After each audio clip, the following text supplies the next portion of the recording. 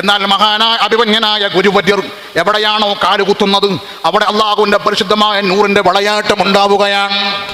ഓരോ നാൾ മറ്റൊരു സംഭവം എന്ന് പറയുന്നത് പ്രവാചകപ്പെടുത്ത പ്രബോധനവുമായി അള്ളാഹു തആല ഏൽപ്പിച്ചവൻ മക്കയുടെ സ്വഭാവം എന്താണോ, മക്കയുടെ ഭൂമിശാസ്ത്രം എന്താണോ, മക്കയുടെ സാഹചര്യം എന്താണോ, ആ സാഹചര്യമാണ് അഭിമന്യനായ ഗുരുവര്യർ മഹാനായ ശൈഖുനാ അവറുകൾ പോയ ഇടങ്ങളിൽ മുഴുവനും ഉണ്ടായിരുന്നത്. എല്ലാം അങ്ങനെയാണ്. ചപ്പാരപ്പടവിൽ മഹാനായ ശൈഖുനാ അവറുകൾ കടന്നു വരുമ്പോൾ 40ഓളം മുതഅല്ലിമീങ്ങളുമായി കടന്നു വരുമ്പോൾ ചപ്പാരപ്പടവിലുള്ള ജുമാഅത്ത് പള്ളിയുടെ മുകളിൽ മഹാനായ ശൈഖുനാ അവറുകൾ ഒരു കാർഡ്ബോർഡ് കൊണ്ട് ഉണ്ടാക്കപ്പെട്ട തട്ടി കൊണ്ടുണ്ടാക്കപ്പെട്ട റൂമിൽ അവിടെ കടന്നുറങ്ങുമ്പോൾ 40ഓളം മുതഅല്ലിമീങ്ങൾ അവിടുത്തെ ചാരത്തോട് ചേർന്നുകൊണ്ട് പള്ളിയുടെ മേൽഭാഗത്ത് കടന്നുറങ്ങുമ്പോൾ വലിയ വലിയ നാട്ടുകാരോ പറയുന്നുണ്ട്, മഹാനായ ശൈഖുനാ അവറുകൾ വരുന്നതിന് മുമ്പ് പള്ളിയുടെ മുകളിൽ വാളുകളും പരിചകളും തമ്മിൽ മുട്ടുന്ന സൗണ്ടുകൾ കേൾക്കാം. വാളുകളും പരിചകളും തമ്മിൽ മുട്ടുന്ന സൗണ്ടുകൾ കേൾക്കാം. മഹാനായ ഗുരുവര്യർ അവിടെ കാല് കുത്തിയത് മുതൽ ആ സൗണ്ട് കേട്ടിട്ട് പോലുമില്ല. എവിടെയാ പോയത്? പിശാചിന് ഇടമില്ല. ഇറങ്ങിയത് നൂറാണ്. ആ നൂറ് മനസ്സിലാക്കി അവർ കടന്നു വന്നു. നൂറ് വേണ്ടെന്ന് വെച്ചവർ നശിച്ചു പോയി. നൂറിനെ മനസ്സിലാക്കാൻ മുന്നോട്ട് വരാത്തവർ ഹതഭാഗ്യരായി ചക്രശ്വാസം വലിച്ചുകൊണ്ടിരിക്കുകയാണ്. പല ഭാഗങ്ങളിലുമുണ്ടത്. മനസ്സിലാക്കി ഒരു ലക്ഷ്യവുമില്ലാതെ കടന്നു പോകണം. മഹാനായ പ്രവാചകൻ മുന്നിലേക്ക് സ്വഹാബത്ത് എങ്ങനെയാണോ കടന്നുപോയത് ആ കടന്നുപോക്കാണ് വേണ്ടത്. ഉമ്മയില്ലവിടെ, ഉപ്പയില്ലവിടെ, കുടുംബമില്ലവിടെ, നാടില്ലവിടെ. എനിക്ക് വേണ്ടത് നൂറാണ്. ആ നൂറിലൂടെ പോകേണ്ടത് അല്ലാഹുവിലേക്കാണ്. ആ നൂറ് ഏറ്റെടുക്കാൻ പോയവർ വിജയിച്ചിട്ടുണ്ട്.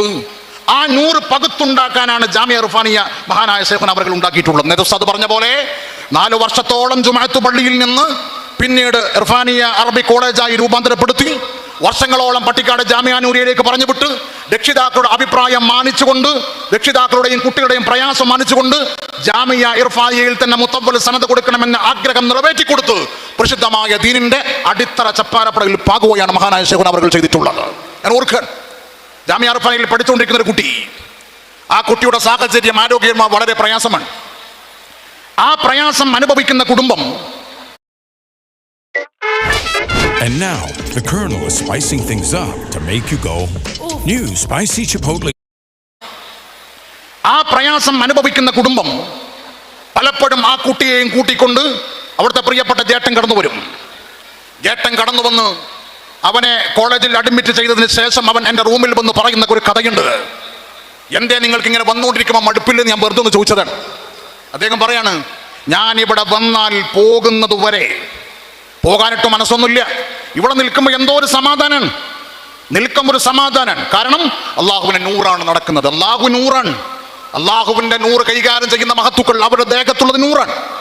ആ നൂറ് പരക്കുന്ന ഇടങ്ങളിൽ സമാധാനമുണ്ട്. അല്ലാഹുമ്മ അൻതസ്സലാം വമിൻകസ്സലാം വഇലൈക യർജിഉസ്സലാം ഹയ്യിനാ റബ്ബനാ ബിസ്സലാം. അല്ലാഹുമ്മ അൻതസ്സലാം, അല്ലാഹുവേ നീയാണ് സമാധാനം, നീയാണ് ശാന്തി. നിന്നിലേക്ക് വന്നവർക്ക് വമിൻകസ്സലാം, നിന്നിൽ നിന്ന് മാത്രമേ അത് ലഭ്യമാവുന്നുള്ളൂ. വഇലൈക യർജിഉസ്സലാം, നിന്നിലേക്കാണ് ശാന്തിയുടെ എല്ലാ മടക്കവുമുള്ളത് എന്ന് റബ്ബിലേക്ക് പറയുന്നത് അല്ലാഹുവിന്റെ നൂറിനെ കേന്ദ്രീകരിച്ചുകൊണ്ടാണ്. ആ നൂറ് മനസ്സിലാക്കിയവർ പോലും നൂറ് വേണ്ടെന്ന് വെച്ചിട്ടുണ്ട്. അന്ത്യഘട്ടത്തിൽ അത് ബോധ്യപ്പെടുക പോലും ചെയ്തിട്ടുണ്ട്. നിങ്ങൾ നോക്കൂ, മഹാനായ ശൈഖുനാന്റെ മുന്നിലേക്ക് ഒരാൾ കടന്നു വരികയാണ്. ജാമിഅ ഇർഫാനിയുടെ സംഭവം പറയുന്നതിനോട് ചേർന്ന് ഞാൻ പറയുകയാണ്. മഹാനായ മൗലാന്റെ അടുക്കൽ ഒരു സുമുഖനായ, ഇസ്തിരി പോലും ചുളിയാത്ത തൂവള്ള വസ്ത്രധാരിയായ ഒരു മുതലാളി കടന്നു വരുന്നു. വർഷങ്ങൾക്ക് മുമ്പ് നടന്ന സംഭവമാണത്. മുതലാളി കടന്നു വരുന്നു. മഹാനായ മൗലാന്റെ മുമ്പിൽ അന്നൊരു ആലിമുണ്ട്, പേര് ഞാൻ പറയുന്നില്ല, ഒരു ആലിമുണ്ട്. ഒരു ആലിമുമായി മഹാനായ മൗല സംസാരിക്കുന്നു. അയാൾക്ക് വേണ്ട അമല് കൊടുക്കുന്നു. അമല് കൊടുത്തിട്ട് അയാളോട് പറഞ്ഞു, ഈ ഒരു അമൽ നീ ഒരു വട്ടം ഒന്നും അവിടെ മാറി ഇരുന്ന് കൊണ്ട് ചൊല്ലണം. രണ്ടാമത് ഈ മുതലാളിയാണ് കടന്നു പോകുന്നത്. സമയം ഏറെയൊന്നായിട്ടില്ല. രാവിലെ പ്രഭാത സമയമാണ്. 7:45 സമയമാണ്. 7:45 സമയത്ത് പ്രമുഖനായ വ്യക്തി പോയിക്കൊണ്ട് മലാനായ മൗലയെ കാണുമ്പോ മൗലാന്റെ മുമ്പിൽ കൈ നീട്ടിയപ്പോ മൗല കൈ കൊടുത്തിട്ടില്ല. അയാളോട് കുറെ സമയം നോക്കിയിട്ട് അയാളോട് പറയാണ്, നീ ആ കുടുംബത്തോട് പൊരുത്തപ്പെടിച്ചിട്ട് എല്ലാം തുറഞ്ഞു പറഞ്ഞ് എല്ലാം ഏറ്റു പറഞ്ഞുകൊണ്ട് ഇങ്ങോട്ട് വരാൻ പാടുള്ളൂ. എല്ലാം ഏറ്റു പറയണം. ഒന്നും അയാൾ അറിയില്ല, ഇങ്ങനെ ചിന്തിച്ച് നിൽക്കുകയാണ്. ഞാനൊന്നും അറിഞ്ഞിട്ടൊന്നും ചെയ്തിട്ടില്ല. അയാൾ പറയാണ്, മൗല പറയുന്നു നീ ചെയ്തിട്ടുണ്ട്. അയാളൊന്നിട്ടും അത് സമ്മതിക്കുന്നില്ല. അവസാന മൗല പറയുന്നു, ഇന്നാലെന്ന കുടുംബത്തിൽപ്പെട്ട പ്രായമുള്ള ഒരാളെ സമ്പത്തിന് വേണ്ടി നീ കൊല ചെയ്തിട്ടുണ്ട്. സമ്പത്തിന് വേണ്ടി നീ ഒരാളെ കൊല ചെയ്തിട്ടുണ്ട്. അദ്ദേഹം പറഞ്ഞു, ഞാൻ ചെയ്തിട്ടില്ല മറ്റൊരാളുടെ ഉദ്ദേശ്യത്തിൽ. അതിന് കാരണമുണ്ട്, വല്ല കാരണമുണ്ടോ എന്ന് ചോദിക്കാൻ. അപ്പോഴാണ് അദ്ദേഹം പറയുന്നത്, മൗല എന്നോട് പറഞ്ഞ വിഷയം മൗല തുറന്നു പറഞ്ഞതാണ്. ഞാൻ എൻ്റെ സമ്പത്തുമായി ബന്ധപ്പെട്ട വിഷയത്തിൽ ഒരാളുടെ പ്രശ്നം തീർക്കാൻ അയാളെ മുമ്പിൽ വെച്ചാൽ പ്രശ്നമൊട്ട് തീരൂല്ല. അയാൾ ഇല്ലാതായാൽ പ്രശ്നത്തിന് പരിഹാരം ഉണ്ടാകുമെന്ന് മനസ്സിലാക്കി അയാളെ കൊല ചെയ്യാൻ ഞാൻ കൊട്ടേഷൻ കൊടുത്തിരുന്നു. അത് പൊരുത്തപ്പെടിക്കാനാ മൗല എന്നോട് പറഞ്ഞിട്ടുള്ളത്. ഇങ്ങനെ കാണുന്ന പ്രകാശമുള്ളത്, പ്രകാശത്തിന് ഹൃദയത്തിലേക്ക് കയറാൻ കഴിയുള്ളൂ, പ്രകാശങ്ങൾക്ക് ഹൃദയത്തെ ശുദ്ധമാക്കാൻ കഴിയുള്ളൂ. ആ പ്രകാശമാണ് അഭിമന്യനായ മൗലാത്തങ്ങൾ.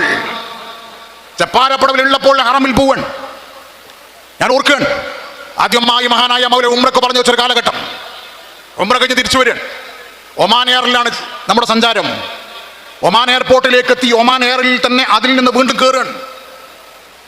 പ്ലെയിൻ പൊങ്ങി, ഉയരത്തിൽ പൊങ്ങിയിട്ട് ആ പ്ലെയിൻ എയർപോർട്ട് വിട്ട് എവിടേക്കും പോകുന്നില്ല. അവിടെ നിന്ന് ചുറ്റിക്കറങ്ങാൻ. സംഭവം അറിയില്ല. ഫ്ലൈറ്റിനുള്ളിലാണെങ്കിൽ അതിശക്തമായ താപം, അതിശക്തമായ ചൂട്. ആ ചൂട് താങ്ങാൻ കഴിയാതെ നമ്മളെല്ലാവരും ഭയഭീകുലരാണ്.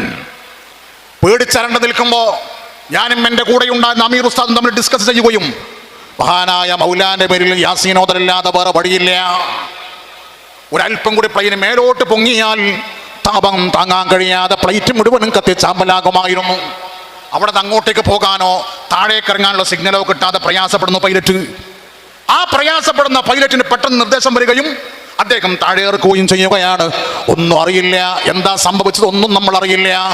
മഹാനായ മൗലാന്റെ മുന്നിലേക്ക് നമ്മളെല്ലാം കഴിഞ്ഞ് നാട്ടിലെത്തിയിട്ട് മൗലാന്റെ മുന്നിൽ പോയപ്പോ നേർക്ക് നേരം നോക്കിയിട്ട് ചിരിച്ചിട്ട് പറയാണ്, എവിടെയും മൗല ഉണ്ടെന്ന് നിങ്ങൾക്ക് ബോധ്യപ്പെട്ടോ?